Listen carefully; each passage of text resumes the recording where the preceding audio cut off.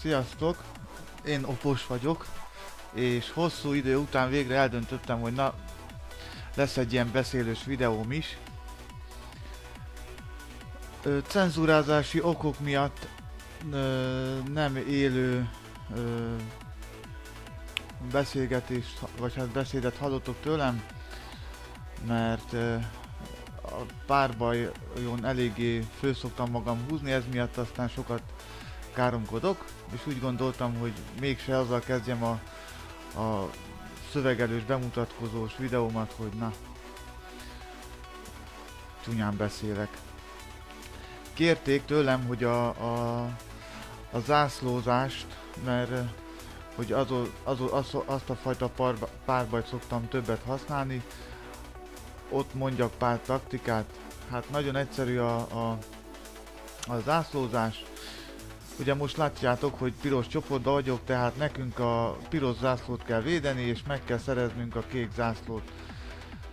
Ilyen egyszerű, egy ember, aki lehetőleg tank, vagy tank képességekkel rendelkezik, az menjen el a zászlóért, fogja meg az ellenfél zászlaját, nekünk többieknek meg az a dolgunk, hogy visszakísérjük, megvédjük,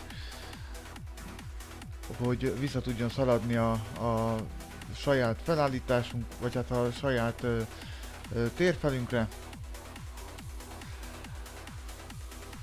Ha rámentek a sebzésre, mert ugye attól kaptok több dicsőségpontot, mint látjátok, én azt mindig szoktam ellenőrizni.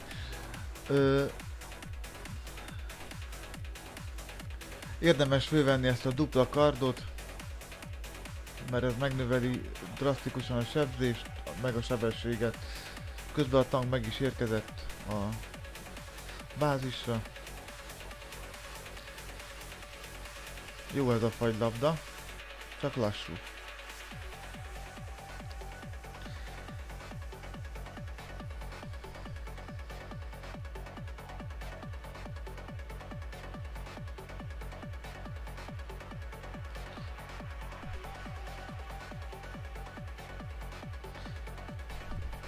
Igen, és ha nem bénázom el az irányítást, akkor egészen kiválóan tudok játszani PvP-n már. Főleg, hogy kétkezesen játszom.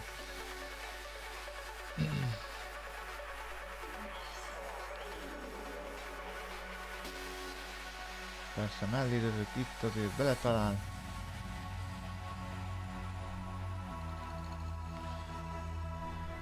Azért mekkora lett volna a legendás mágus kinyírom.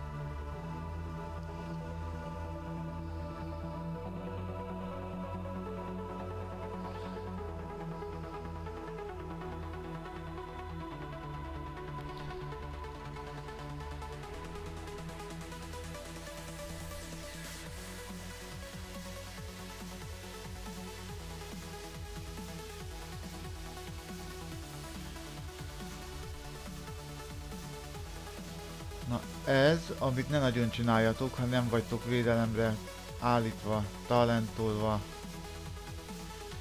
Mert kb. Így jártok, mint én, és úgy senki nem fog nektek örülni, hogyha mondjuk a zászlóval a hátatokon meghaltok az utolsó pillanatban.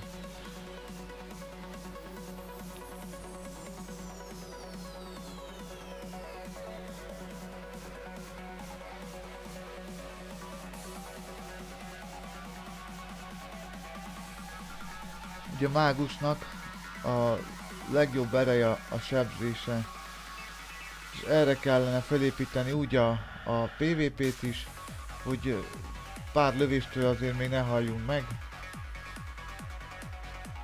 Nem egyszerű feladat, fedezni kell végig a zászlót.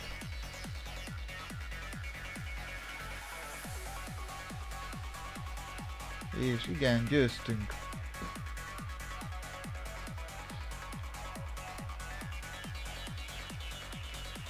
Mindig nem a legjobb sebzés átlag, de